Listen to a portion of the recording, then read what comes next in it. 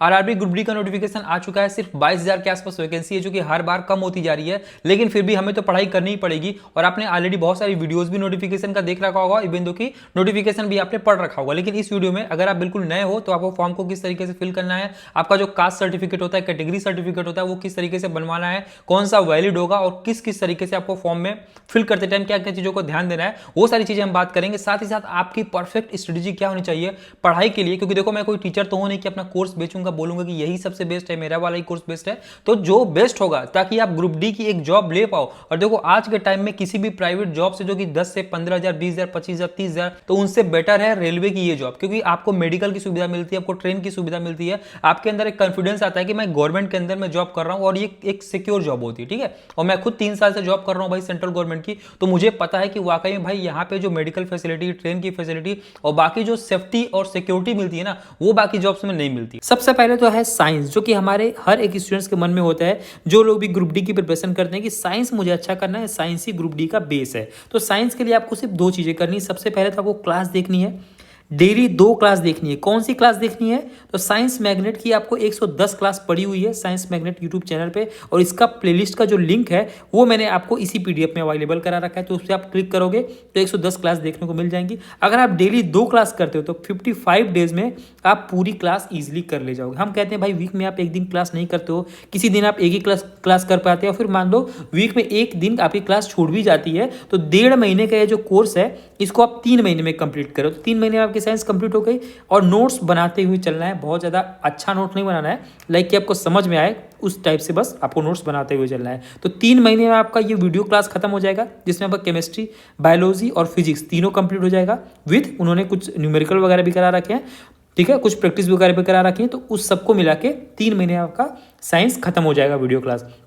इसके साथ साथ जब ये टीचर आपको क्लास करा रहे होंगे, उसी चैप्टर को आपको एनसीईआरटी 9 से या फिर 10 से, जिस भी क्लास में वो चैप्टर दिया हुआ है उससे आपको पढ़ लेना है। और इसकी जो पीडीएफ है हाई क्वालिटी में, वो भी टेलीग्राम चैनल पर पड़ी हुई है, तो वहाँ से आप चीज़ों को पढ़ सकते हो। और यहाँ से जो न्यूमेरिकल्स हैं उनका कैलकुलेशन या फिर जो न्यूमेरिकल्स हैं वो भी आपको एनसीईआरटी से सॉल्व कर लेना है। कुछ कुछ ऐसे एनसीईआरटी में चीज़ें दी हुई होती हैं जो कोई भी टीचर नहीं बताया होता है, वो चीज़ें आपको यहाँ से मिल जाएंगी। यानी कि साइंस जो है आपको सिर्फ इन दोनों से मिला के अच्छे से पढ़ लेना है। कोई भी आपको 99 वाला 199 वाला कोर्स किसी का परचेस करने का जरूरत नहीं है, कहीं और नज़र जाने की जरूरत नहीं है। अगर आपको वाकई में सिलेक्शन लेना है, फालतू का इधर उधर नहीं घूमना है तो। उसके बाद आता है माइंड में करंट अफेयर। देखो भाई 20 नंबर का है हमारा जीके जीएस करंट अफेयर मिला के, लेकिन 20 नंबर में से मैं बोल रहा हूँ कि 8 से 9 नंबर या फिर हो सकता है 10 नंबर भी आपका सिर्फ करंट अफेयर आ जाए, क्योंकि इस टाइम पे ट्रेंडिंग में चल रहा है करंट अफेयर, रेलवे का फेवरेट सब्जेक्ट बन चुका है। ठीक है, अब जो करंट अफेयर है इसकी आपको डेली 1 क्लास करनी है,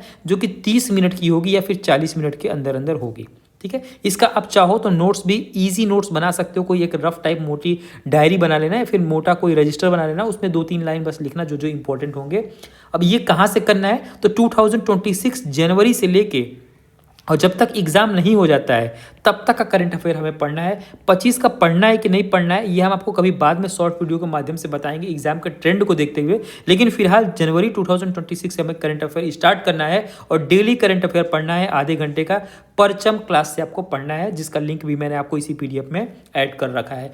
कुछ टॉपिक ऐसे होते हैं जैसे कि अपॉइंटमेंट, आपने देखा होगा, अपॉइंटमेंट के बारे में पूछ सकता है, एक्सरसाइज के बारे में पूछ सकता है, ठीक है, और इसी तरीके से राज्यपाल के बारे में पूछ सकता है, कुछ इंपॉर्टेंट जीआई टैग के बारे में पूछ सकता है। जो इंपॉर्टेंट स्टैटिक टाइप के करंट अफेयर होते हैं ये हमें पढ़ना है इंडोर लोगस से, इन्होंने काफी अच्छा पढ़ा रखा है। तो कुछ टॉपिक हैं, सेलेक्टेड टॉपिक्स हैं, 15-20 के आसपास टॉपिक्स हैं जो कि हमें इंडोर लोगस से पढ़ना है। तो करंट अफेयर का 2 solution, important topics static type के करंट अफेयर हमें इंडोलोगस से पढ़ना है और डेली करंट अफेयर हमें परचम क्लास से पढ़ना है। ठीक है, हो गया करंट अफेयर का काम तमाम। लगभग 6 से 8 क्वेश्चन आप इजीली यहाँ से बना ले जाओगे। अगर आप किसी बुक से पढ़ते हो, किसी पीडीएफ से पढ़ते हो, किसी और टीचर से पढ़ते हो, तो उतना डेप्थ में नहीं पढ़ा रहा है जितना कि परचम क्लास पढ़ा रहा है। ठीक है, तो आपको वहाँ से कंटेंट उतना देखने को नहीं मिलेगा। ठीक है, नाउ हम बात करते हैं मैथ और रीजनिंग की। देखो ये दोनों ऐसे सेक्शन है जिनमें आप पूरा स्कोर कर सकते हो, हम सबको पता है। इस वजह से इसको बहुत ज़्यादा आपको इंपॉर्टेंस देना है।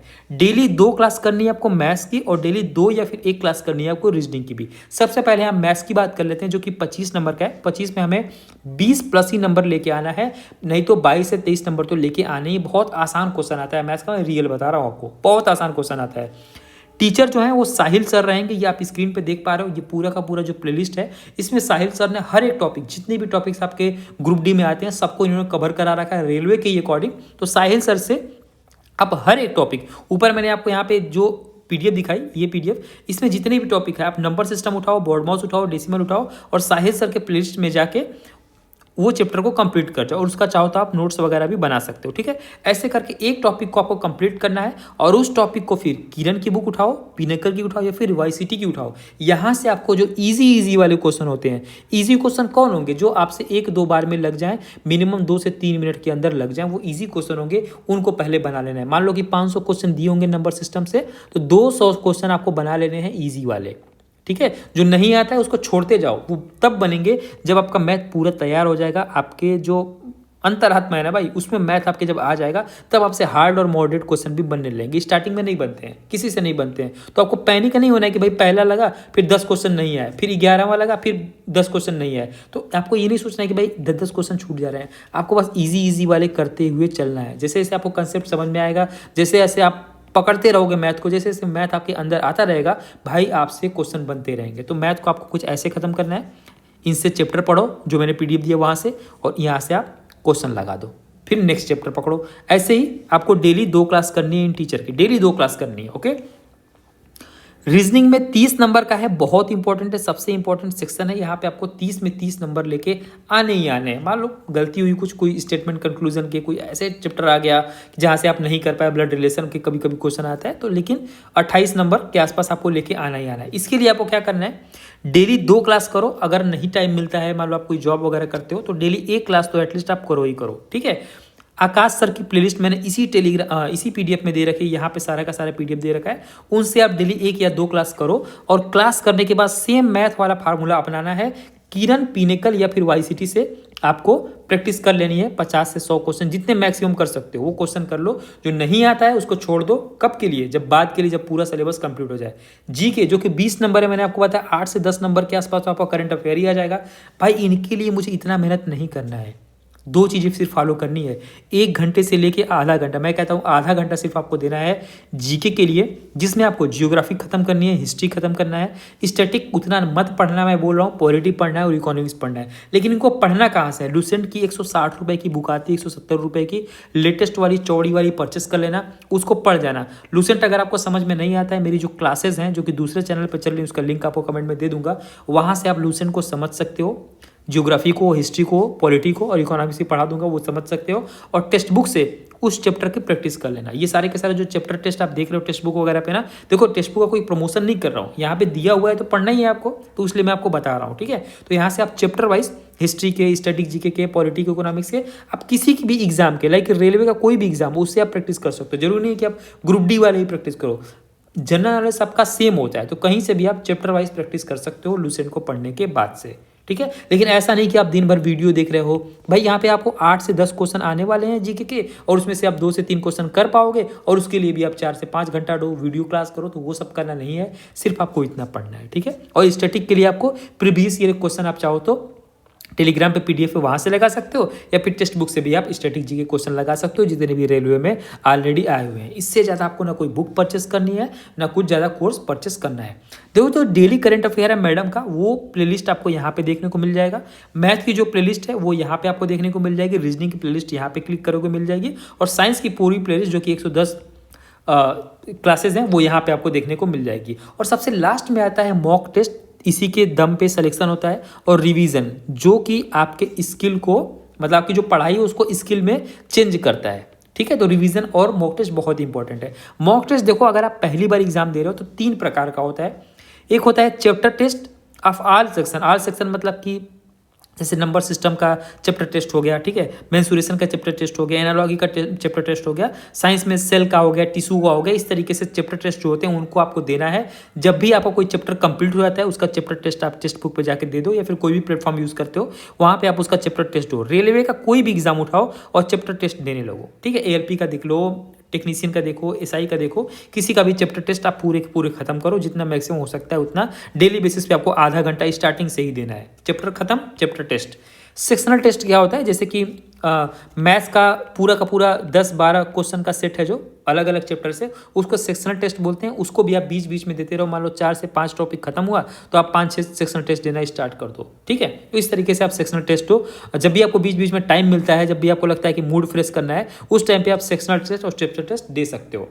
जो फुल मॉक होता है, फुल मॉक देखो, जब आपका सिलेबस कंप्लीट हो जाए 2 से 3 महीनों बाद, 70% जब आपका सिलेबस कंप्लीट हो जाए तब आपको फुल मॉक देने हैं। फुल मॉक अभी क्या हो रहा है कि आपका एनटीपीसी का आपका जो ग्रुप डी है उसका एग्जाम हो रहा है। अब ग्रुप डी का एग्जाम खत्म होगा जैसे ही आंसर की आएगी, और आंसर की जैसे ही आएगी उसका मॉक बन जाएगा जितने प्लेटफॉर्म है उस पर, तो वो मॉक आपको देना स्टार्ट कर देना है। तब तक आपका सिलेबस भी कंप्लीट हो जाएगा, तो वो मॉक देने हैं। और 2019 वाला जो पेपर हुआ है उसका भी मॉक आप देना है। तो जितना मैक्सिमम मॉक हो सकता है, सिर्फ ग्रुप डी वाले आपको फुल मॉक देने हैं। तो अल्टरनेट डेज पे देने से, पहले दिन दिया, दूसरे दिन छोड़ा, तीसरे दिन हमने मॉक दिया। और जब ये अल्टरनेट डेज आप नहीं देते हो दूसरे दिन, उस दिन आपको सेक्शनल मॉक देना है। तो बस यही चीज़ करनी है। मॉक टेस्ट आपको अल्टरनेट डेज पे देना है जब आपका 70% सिलेबस कंप्लीट हो जाए। सेक्शनल टेस्ट आप कभी भी दे सकते हो, और चैप्टर टेस्ट आपका चैप्टर जैसे ही खत्म हो वैसे देना है। तो मॉक टेस्ट आपको अभी 30 मिनट देना है, और 3 महीने बाद आपको 1.5 घंटे का जो होता है उसको पूरा सॉल्व करना है। अब देखो जो रिवीजन है ना, मैंने आपको कहता है रिवीजन अगर आप नहीं करोगे तो आप सक्सेस से मीलों दूर रहोगे। अगर आपने रिवीजन करना स्टार्ट कर दिया, सबसे टफ काम होता है, क्योंकि आपको मन में बार बार आए कि भाई मैं रिवाइज नहीं करूंगा, मतलब रिवीजन करूंगा तो मेरा टाइम जो है वो वेस्ट होगा, उससे तो मैं नया चैप्टर पढ़ लेता। नहीं, नया चैप्टर पढ़ने से बहुत ज़्यादा अच्छा है आप चीज़ों को रिवाइज कर रहे हो। तो हर सैटरडे या फिर हर एक संडे आप चीज़ों को रिवाइज करो। क्या क्या चीज़ें रिवाइज करनी है? देखो, जीके और साइंस में न्यूमेरिकल और जो फैक्ट्स हैं उसको आपको रिवाइज करना है। मैथ और रीजनिंग में जो फार्मूला है, थ्योरम है, और जो कंसेप्ट आपके टीचर ने बताया है उसको हाईलाइट करके रखो, इसको स्टार बना के रखो, और उसको सिर्फ आपको रिवाइज करना है वीकली। यहाँ पे जो लेवल 1 की वैकेंसी है ग्रुप डी, इसमें 18,000 आपकी बेसिक सैलरी होती है। इसमें आपको डियरेंस अलाउंस, हाउस रेंट, और साथ ही साथ जो ट्रेवलिंग अलाउंस वगैरह है वो सारी की सारी चीज़ें मिलती हैं। तो आपका जो फाइनल सैलरी बन जाता है वो 31 से 32,000 के आसपास बन जाता है। 8th पे कमीशन जब आ जाएगा, तो यानी कि जब आपकी ज्वाइनिंग हो जाएगी उस टाइम पे आपको लगभग 42,000 से लेकर 45,000 के आसपास सैलरी मिलेगी। इसके साथ ही साथ आपको बहुत सारी मेडिकल की फैसिलिटी, मेडिकल में फ्री आपका का पूरा इलाज होगा, सारे के सारे टेस्ट आपके फ्री हो जाएंगे। और उसके बाद आपका जो ट्रेन की टिकट वगैरह होती है वो भी आपको बहुत सारे फ्री मिलते हैं, पासेस वगैरह मिलते हैं। तो काफ़ी अच्छा, मतलब कि आपको बोल सकते हो कि फ़ायदा होता है यार रेलवे की जॉब ज्वाइन करने पे। स्पेशली जो मेडिकल फैसिलिटी ना वो काफ़ी सही होती है। नाउ एज की अगर आप बात करोगे तो जो अंडर यूआर कैटेगरी है अनरिजर्व, उनके लिए 18 से 33 है। बाकी के लिए जैसे कि ओबीसी है उनके लिए 3 साल, और SC/ST के लिए 5 साल का एज रिलैक्सेशन दिया हुआ है। 3 वैकेंसी कम है 22,000 से, ठीक है। तो 3 वैकेंसी और दे दे तो काफ़ी अच्छा लगता है। मुझे समझ में नहीं आता, कभी भी राउंड ऑफ में फिगर नहीं आता है वैकेंसी का। क्रूसियल जो डेट है SC/ST OBC का, उसके अकॉर्डिंग ही आपको फॉर्म को फिल करना है। उसके मतलब उसके क्रूसियल डेट के पहले ही आपको जो आपका सर्टिफिकेट है उसको बनवा लेना है। कौन सा क्रूसियल डेट होगा आपको मैं आगे बताऊंगा, ठीक है। और एक चीज़ और आप ध्यान देना कि अगर आप SC/ST OBC कैटेगरी से बिलोंग करते हो और आप सर्टिफिकेट नहीं बनवा पाते हो सही से, तो आप UR से फिल करना। ऐसा मत सोचना कि भैया मैं बाद में बनाया हूँ, क्या वो एक्सेप्ट होगा या रिजेक्ट होगा। तो आप इस चक्कर में मत रहना। इस बार रेलवे ने बहुत सारा जो रूल्स एंड रेगुलेशन वो चेंज कर दिया और बहुत ज़्यादा स्ट्रिक्ट हो गया है। तो अगर आप किसी भी कैटेगरी से फॉल करते हो, किसी भी कैटेगरी में आते हो और आपका सर्टिफिकेट नहीं है, तो आप UR में फिल करना, अदरवाइज सर्टिफिकेट अच्छे से बनवा लेना, ठीक है। मेडिकल फिटनेस की बात करो तो आपका मेडिकल फिटनेस जो है आई का टेस्ट करवा लेना। मान लो कि आप B2 कैटेगरी में आते हो तो पहले प्रेफरेंस पे B2 रखना, मतलब इसमें तो B1 है तो B1 रखना। A3 में आते हो तो A3 रखना है, पहले प्रेफरेंस पे A1 वाला पोस्ट मत रखना। ये चीज़ ध्यान देना, ठीक है। Stages of exam, total 3 stages होते हैं। एक होता है CBT, यानी कि आपका जो कंप्यूटर बेस्ड टेस्ट होता है, 90 मिनट का होता है, 100 क्वेश्चन आते हैं, ठीक है, 100 नंबर के होते हैं। उसके बाद होता है जब आप इसको पास कर लोगे, आपकी ये कटअप बनेगी, तो कटअप बनने के बाद होता है आपका PET यानी फिजिकल एफिशिएंसी टेस्ट, जिसमें एक जो 35 kg का जो सैंड से फिल्ड एक बोरी होता है उसको लेके 100 मीटर तक चलना होता है। वो आपको आगे बताएंगे, उसको लेके चलना होता है। उसको भी जब आप पास कर लोगे तो उसके बाद एक फाइनल कटअप बनती है। फाइनल कटअप बनने के बाद जितनी वैकेंसी है, यानी 22,000 जो वैकेंसी है, 22,000 वैकेंसी के लिए 22,000 स्टूडेंट्स को DV यानी कि डॉक्यूमेंट वेरिफिकेशन और मेडिकल के लिए बुलाया जाता है, ठीक है। तो ये चीज़ समझ गए। और जो PET होता है यानी फिजिकल एफिशिएंसी टेस्ट होता है, इसके लिए वैकेंसी के 3 गुना लोगों को बुलाया जाता है, यानी कि 66,000 लोगों को PET के लिए बुलाया जाएगा, ठीक है। नाउ जो इंपॉर्टेंट चीज़ें उसके बारे में हम लोग सिर्फ जानने वाले हैं। देखो, जो आई का कैटेगरी है ये बहुत इंपॉर्टेंट है। रेलवे में कोई भी इसमें मरूवत नहीं होती है। अगर आपकी आँख खराब है तो खराब है। देखो, B1 और जो C1 कैटेगरी है ना, इसमें आपका जो लेसिक सर्जरी है वो अलाउ है, लेकिन यहाँ पे जो A2 A3 और B1 कैटेगरी है। ये जो तीनों कैटेगरी है ये बहुत ही स्ट्रिक्ट तरीके से चेकिंग होती है। C1 थोड़ा सा मतलब ठीक है, थोड़ा बहुत ऊपर नीचे तो चल जाता है, बाकी ये जो तीनों मेडिकल स्टैंडर्ड है ये बहुत अच्छे से चेक होता है, तो इसको आप ध्यान देना। देखो जो A2 है इसमें आपको कलर विजन अलाउ नहीं है, इसमें भी कलर विजन अलाउ नहीं है, और B1 है इसमें भी कलर विजन अलाउ नहीं है। सिर्फ और सिर्फ जो C1 कैटेगरी है इसमें कलर विजन अलाउ है। तो अगर आप कलर विजन हो तो आप सिर्फ इस पोस्ट को पहले नंबर पर डालना। और देखो बाइनोकुलर विजन क्या होता है, नाइट विजन क्या होता है, मेसोपिक विजन क्या होता है, इन तीनों चीज़ों में दिया हुआ है। इसके रिगार्डिंग मैंने एक वीडियो बना दी है जो कि आप स्क्रीन पर देख रहे हो, इसमें बहुत डिटेल में बता रखा है। आपके रेलवे के हर एग्जाम में वो काम देगा, तो उसको आप देख लें, ठीक है। तो इसके अकॉर्डिंग ही आप फॉर्म फिल करना, जिस कैटेगरी में आते हो उसी कैटेगरी वाली पोस्ट को पहले प्रेफरेंस पर डालना, ठीक है। गलती ये चीज़ मत करना। अब लेसिक सर्जरी के बारे में लिखा हुआ है कि A2 और A3 कैटेगरी में ये बिल्कुल भी अलाउ नहीं है। ये पोस्ट के बारे में लिखा हो जो कि मैंने आपको बताया कि जिस पोस्ट पे आप एलिजिबल हो, फिजिकल स्टैंडर्ड है, उसको ही आप पहले प्रेफरेंस पे डालना। एज के बारे में कुछ इस तरीके से लिखा हुआ है कि भाई किस एज के किस डेट के बीच में अगर आते हो तो आप इस फॉर्म को फिल कर सकते हो। OBC के लिए है, UREWS के लिए और SC के लिए, ठीक है। तो ये चीज़ आप देख लेना। ये जो नॉर्मल चीज़ें वो आपको मैं नहीं बताऊंगा क्योंकि ऑलरेडी सब लोग बता रखे होते हैं। जो आपका जो 10th सर्टिफिकेट है, 10th सर्टिफिकेट के अकॉर्डिंग ही आप सारा डाटा फिल करोगे। अपना जो डेट ऑफ बर्थ है और जो आपका मदर नेम वगैरह है वो सब कुछ आपके 10th सर्टिफिकेट के अकॉर्डिंग ही होगा, ना कि आपके ITI या फिर आपके आधार कार्ड के अकॉर्डिंग, ठीक है। और आपका जो एजुकेशन क्वालिफिकेशन है उस पर जो सर्टिफिकेट जो है ना जो लगाओगे आप, वो 2/3/2026 यानी जो last date of submission form है उसके बाद का नहीं बना होना चाहिए। ये चीज़ आप बहुत ही अच्छे से ध्यान देना।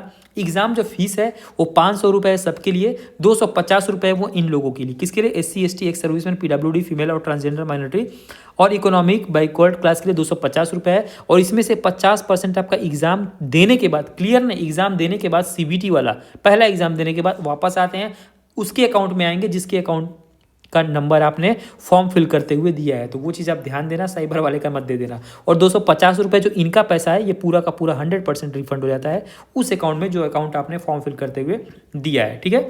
अब यहाँ पे EBC और EWS में कंफ्यूज मत होना, ये रेलवे बार बार लिखता है क्योंकि बहुत सारे स्टूडेंट कंफ्यूज होते हैं। मेरे भी DB के टाइम स्टूडेंट कंफ्यूज हुए थे, ठीक है। तो EBC सर्टिफिकेट का क्राइटेरिया आप पढ़ लेना कि EBC सर्टिफिकेट क्राइटेरिया क्या है, ये आपको ही पता होगा, उसको ही पता होगा जो उसमें आता है। तो इसके अकॉर्डिंग ही अपना सर्टिफिकेट बनवाना, गलती इसमें मत करना, ठीक है। तो EBC सर्टिफिकेट के बारे में कुछ दिया हुआ है।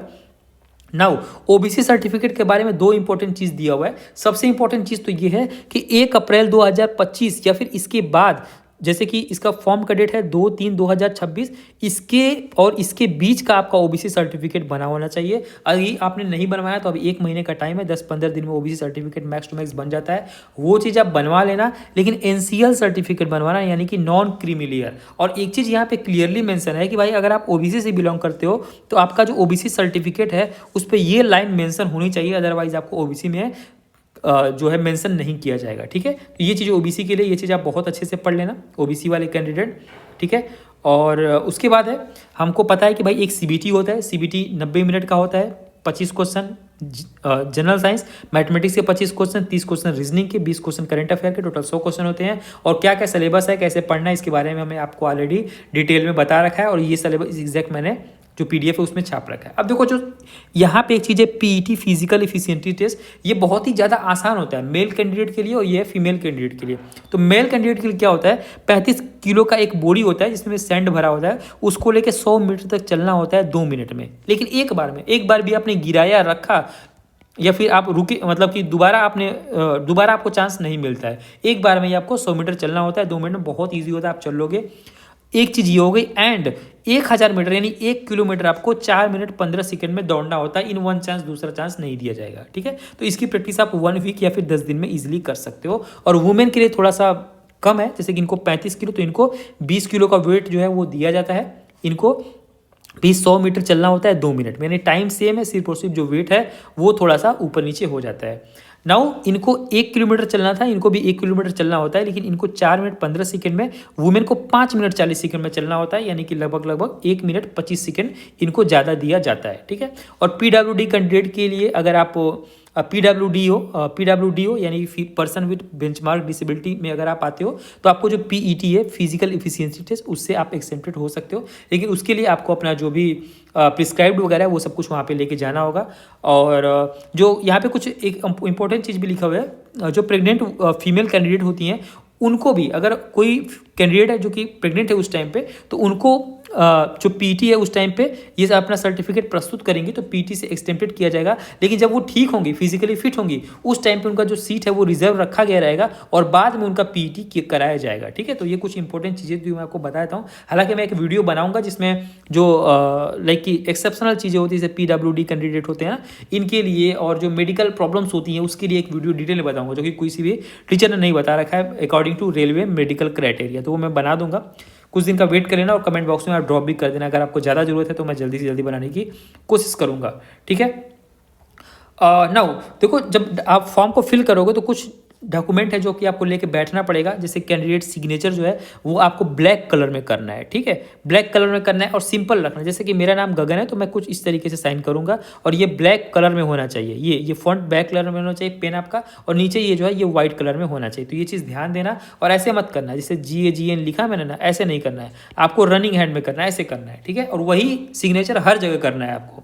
तो ये हो गया सिग्नेचर की बात। अब फोटो की बात करोगे तो फोटो आपको लाइव खिंचवाना है। लाइव मतलब उसमें कैमरा ओपन हो जाएगा, वहाँ से आपको फोटो लाइव खिंचवाना है। वो कैसे करना है, आपका जो फेस है ना उसमें कोई भी चीज़ आपको चश्मा नहीं पहनना है, टोपी नहीं पहनना है, कोई भी चीज़ नहीं पहननी है, बिल्कुल आपको नेचुरल रहना है।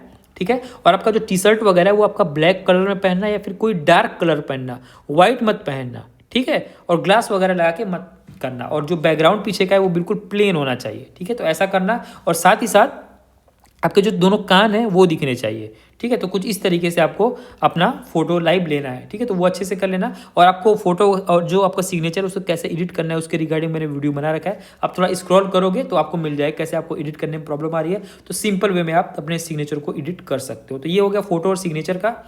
और अगर आप SC ST हो और आपको ट्रेन का पास वगैरह चाहिए तो उसके लिए आपको अपना जो SC ST का सर्टिफिकेट है वो PDF फॉर्म में 400 KB के अंदर में अपलोड करना होगा। ठीक है, तो ये चीज़ ध्यान देना। मॉडिफिकेशन आप एप्लीकेशन, मैंने आपको बताया ना कि जो आपका रजिस्ट्रेशन वाला प्रोसेस है उसको छोड़ के बाकी का जो अंदर वाली चीज़ें होती है ना वो सब कुछ आप चेंज कर सकते हो मॉडिफिकेशन करके, लेकिन उसके लिए 250 रुपये लगता है जो कि नॉन रिफंडेबल होता है। और उसके लिए जो टाइम है वो 23/2/2026 से 4/3/2026 तक मे बी, हाँ देखिए, the modification window will be remain open from 23/2/2026 से 4/3/2026 तक ओपन रहेगा। लगभग 10 दिन तक आपका जो मॉडिफिकेशन विंडो उस टाइम पे ओपन रहेगा। 250 रुपये लगेंगे, आप अपना मॉडिफाई कर सकते हो। ठीक है, नाउ इस तरीके से आपने बहुत सारा फॉर्मेट देखा होगा जब आपने नोटिफिकेशन खोला होगा, और आप लोग सोचते हो कि भैया इसमें ही क्या हमें फॉर्मेट बनाना, ऐसा ही बनाना। नहीं, आपका जो ओरिजिनल आपका जो स्टेट गवर्नमेंट बनाता है ना, मतलब सेंट्रल गवर्नमेंट का बनाता है, आपका जो ब्लॉक वगैरह बनाता है, वही जो होता है वो आपका ओरिजिनल कास्ट सर्टिफिकेट होता है, उसका ही आपको यूज़ करना है। ये जो फॉर्मेट होता है ना इस टाइप का, ये रेलवे फॉर्मेट होता है, इसका यूज़ आपको DV के टाइम पे पड़ता है। ठीक है, तो DV के टाइम वाली वीडियो मेरी देख लेना। तो DV के टाइम पे आपका जो ओरिजिनल वाला सर्टिफिकेट होता है उसका डाटा यहाँ पे फिल करना है और यहाँ पे अपने ब्लॉक्स में जाके सिग्नेचर करवाना है तहसील वगैरह से, और उसके बाद फिर ये आपको DV के टाइम पे जमा करना होता है। तो इसका जरूरत उस टाइम पे पड़ता है, अभी जरूरत नहीं पड़ती है। नाउ पोस्ट कौन कौन सी आपके लिए बेस्ट होगी, देखो मैं आपको सीधी सी बात बताऊँ, ग्रुप D में जितनी भी पोस्टें होती हैं उसमें ट्रैक मेंटेनर को छोड़ के, भाई कहाँ की ट्रैक मेंटेनर 4, इसको छोड़ के बाकी सारी पोस्टें एक जैसी होती हैं। सब में थोड़ा बहुत अप्स एंड डाउन्स होता है, 19-20 का फर्क होता है। आपके सब कुछ डिपेंड करता है कि आपका JEE कैसा है, आपका सीनियर सेक्शन इंजीनियर कैसा है, क्योंकि उसी के अंडर में आप काम करते हो। अगर वो अच्छा है तो आप हर एक पोस्ट पे अच्छे हो, अगर वो बुरा है, वो आपको प्रताड़ित करता है, तो आप हर एक पोस्ट पे बुरे हो, मतलब आपको प्रॉब्लम होगी। ठीक है, तो आप किसी पोस्ट पे फिल कर देना, लेकिन सिग्नल एंड टेलीकॉम डिपार्टमेंट काफ़ी सही है और इलेक्ट्रिकल डिपार्टमेंट सही है। बाकी इंजीनियरिंग डिपार्टमेंट में आप थोड़ा सा लास्ट में ही फिल करोगे तो ज़्यादा बेटर है। TRD में फिल करना, ये 3 को ऊपर रखना, बाकी ट्रैक मेंटेनर बिल्कुल लास्ट में और इंजीनियरिंग भी बिल्कुल लास्ट में रखना। ठीक है, तो ये कुछ पोस्ट प्रेफरेंस आपका रहेगा। और जोन की बात करो तो जोन देखो, सैलरी इतनी ज़्यादा नहीं है, फिलहाल 31 to 32,000 है, तो आप उतना भी दूर मत फिल कर देना कि आपको आने जाने में पैसा लग जाए, आने जाने में प्रॉब्लम हो। तो थोड़ा बहुत लगभग मैक्स टू मैक्स 700 किलोमीटर के आसपास अगर आप फॉर्म फिल करोगे, 700 से 800 मैक्स टू मैक्स, तो ज़्यादा बेटर रहेगा घर के आसपास। तो लेकिन एक चीज़ बस आप ध्यान देना यहाँ पे कि आप का जो आई क्राइटेरिया है उसके अकॉर्डिंग ही फॉर्म को फिल करना, वही ज़्यादा आपके लिए बेटर रहेगा। ठीक है, और चलो आपका बाकी कोई भी कंफ्यूजन या फिर डाउट हो तो आप कमेंट बॉक्स में ड्रॉप कर सकते हो। मिलते हैं नेक्स्ट वीडियो में। जय हिंद, टेक केयर।